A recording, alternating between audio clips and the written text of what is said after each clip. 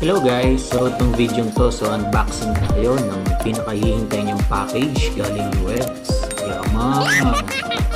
Pero dahil nag-request ang aming nila sa kanila na buksan, so punta tayo sa kanila. Let's get it on! Yan, kunyari pa yan, di excited. Yan, pati yung aso, nakabantay na rin. Alright!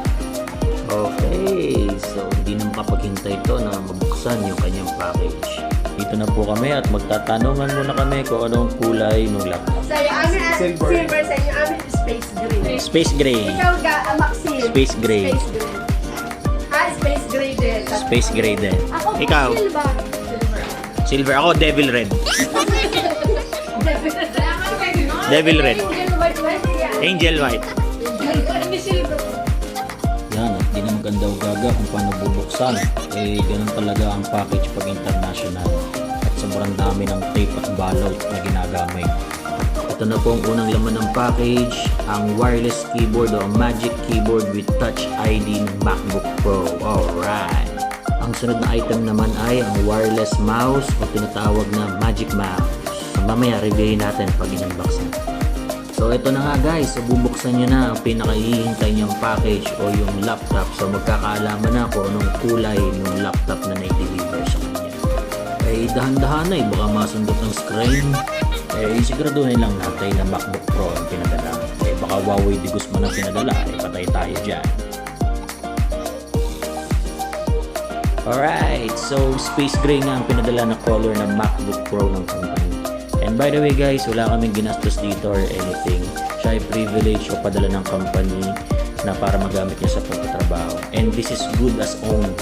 So mag-design man siya, there's no need to return this item. So pag-aari niya na yung item. Alright, praise the Lord. And kung sino man nagtatanong kung anong company pinapasukan niya, so secret. So ang specs nga pala ng MacBook Pro na yan ay Apple M2 chip na siya. And 8-core CPU with 4 performance and cores and 4 efficiency cores. So, bilis din. 10-core GPU, 16-core neutral engine, and 100GB memory bandwidth. Ang lupit. The keyboard and trackpad naman, so multi-touch gestures na siya. So, yung pati yung function keys niya, touch bar na yung nakalagay. Galing. 8GB na ang kanyang memory at upgradable siya to 16 or 24. Tapos 512GB na ang kanyang hard disk at ang kanyang SSD. Alright. Ito naman yung keyboard niya. Aba, ay napakanipis naman na right. Yan, sinesetup lang niya yung laptop. Yan, si Siri.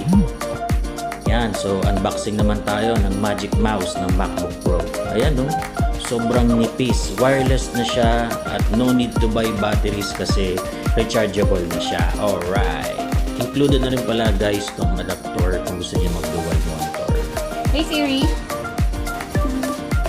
can you open the camera please? It doesn't look like you have an app named Camera. If you'd like, I can help you look for it on the App Store. Eh wala pa nga naman, sabi ni Siri. Abay mag-install muna sa Play Store. Ay, sa Apple Store pala. Can you open the photo booth? Eh yun naman pala, photo booth naman pala ang gusto. Ayaw ng camera. Eh kakasela naman pala na rin si Siri eh. Kaya ano, kitang-kita ang dalawang bodyguard, nakablo pa. So picture muna. Masaya na yan. So hindi na yan papabili sa akin ng iPad. So yun lang guys. So I hope na nagustuhan nyo itong video na to. So hanggang sa muli.